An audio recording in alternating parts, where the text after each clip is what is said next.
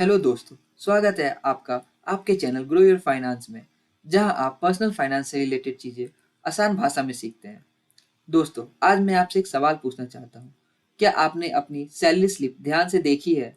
अगर नहीं, तो अब देख लीजिए, क्योंकि गवर्नमेंट ने लेबर लॉज में कुछ एक कंट्रोल और डिलीट मारा है, जो आपकी पॉकेट पर सीधा असर करेगा।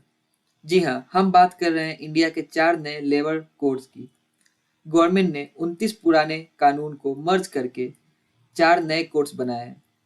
लेकिन सवाल ये है, क्या इससे आपका फायदा होगा या नुकसान? आइए डिकोड करते हैं। 50% रूल। सबसे पहले सबसे बड़ा बॉम्ब, सैलरी स्ट्रक्चर। नया कोड ऑन वेजेस कहता है कि आपकी सैलरी का स्ट्रक्चर बदलना पड़ेगा। नया रूल सिंपल है, 50% रूल। इसका मतलब है कि आपके टोटल सीटीसी में अलाउंस 50% से ज़्यादा नहीं हो सकते हैं। पहले क्या होता था, कंपनीज बेसिक सैलरी को 30 से 40% रखती थी और बाकी पैसा एचआरए और स्पेशल अलाउंस में डाल देती थी ताकि पीएफ कम कटे।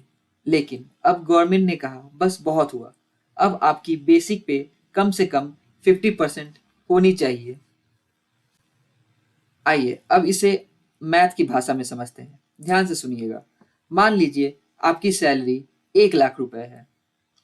पुराने सिस्टम में अगर बेसिक 35,000 था तो पीएफ सिर्फ 4,200 कटते थे, तो आपका टेक होम ज्यादा होता था। पर अब नए रूल के हिसाब से बेसिक कम से कम 50,000 करना पड़ेगा। इसका रिजल्ट पीएफ बढ़कर हो जाएगा 6,000। इसका सीधा मतलब है आपका मंथली टेक होम सैलरी कम हो जाएगा।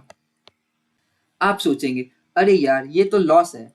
रुकिए, पिक्चर अभी बाकी है मेरे दोस्त। जो पैसा आज कट रहा है वो आपके रिटायरमेंट फंड और ग्रेच्युटी में जा रहा है, तो लॉन्ग टर्म में आपके पास बुढ़ापे के लिए मोटी रकम होगी। पैसा तो समझ लिया, अब जॉब सिक्योरिटी की बात करते हैं। इंडस्ट्रियल रिलेशंस कोड एम्प्लॉयर्स के लिए खुशखबरी लाया है, पर एम्प्लॉयज के लिए थोड़ा टेंशन। पहले 100 से ज्यादा वर्कर्स वाली कंपनी को बंद करने या ले ऑफ करने के लिए गवर्नमेंट की परमिशन चाहिए होती थी। अब ये लिमिट बढ़ाकर 300 वर्कर्स कर दी गई है।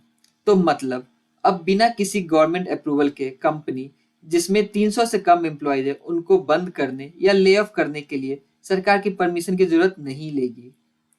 कंपनीज के लिए ईज ऑफ डूइंग बिजनेस है, वो फास्ट स्केल पर कर सकती हैं, लेकिन यूनियंस का कहना है कि इससे हायर एंड फायर कल्चर बढ़ सकता है और जॉब सिक्योरिटी कम हो सकती है। आपका क्या व्यू है दोस्तों? हमें कमेंट करके इस पर जरूर बताएं। लेकिन सब कुछ बुरा नहीं है, कुछ बहुत अच्छी चीजें हुई हैं। Gig workers. अगर आप स्विगी, जोमेटो या उबर चलाते हैं तो पहली बार आपको कानूनी तौर पर पहचान मिली है। एग्रीगेटर्स को अब आपकी वेलफेयर के लिए फंड देना पड़ेगा। ग्रेच्युटी। पहले ग्रेच्युटी पाने के लिए 5 साल वेट करना पड़ता था। अब अगर आप फिक्स टर्म एम्प्लॉय हैं तो सिर्फ 1 साल की सर्विस के बाद भी आप ग्रेच्युटी के हकदार होंगे। Women safety. महिलाएं अब नाइट शिफ्ट कर सकती हैं, बशर्ते कंपनी पूरी सेफ्टी प्रोवाइड करे। तो दोस्तों, बात सिंपल है। नए लेबर कोड्स का मकसद है इंडिया के पुराने सिस्टम को रिबूट करने का। एक तरफ एम्प्लॉयर्स को फ्लेक्सिबिलिटी मिल रही है, तो दूसरी तरफ वर्कर्स के लिए सेफ्टी नेट जैसे पीएफ और ग्रेच्युटी स्ट्रॉन्ग किए जा रहे हैं। ट्रेड ऑफ साफ है, आज हाथ में कैश थोड़ा कम मिलेगा लेकिन फ्यूचर सिक्योर रहेगा। आपको क्या लगता है, क्या ये बदलाव सही है? कमेंट्स में हमें जरूर बताएं।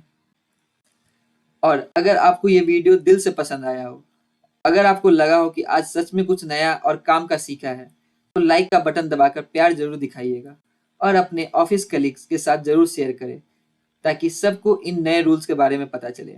और हाँ, ग्रो योर फाइनेंस की फैमिली में शामिल होने के लिए अभी चैनल को सब्सक्राइब कर लीजिए और बेल आइकन दबाना मत भूलिएगा, ताकि ऐसे कमाल के वीडियोस आप कभी मिस ना करें।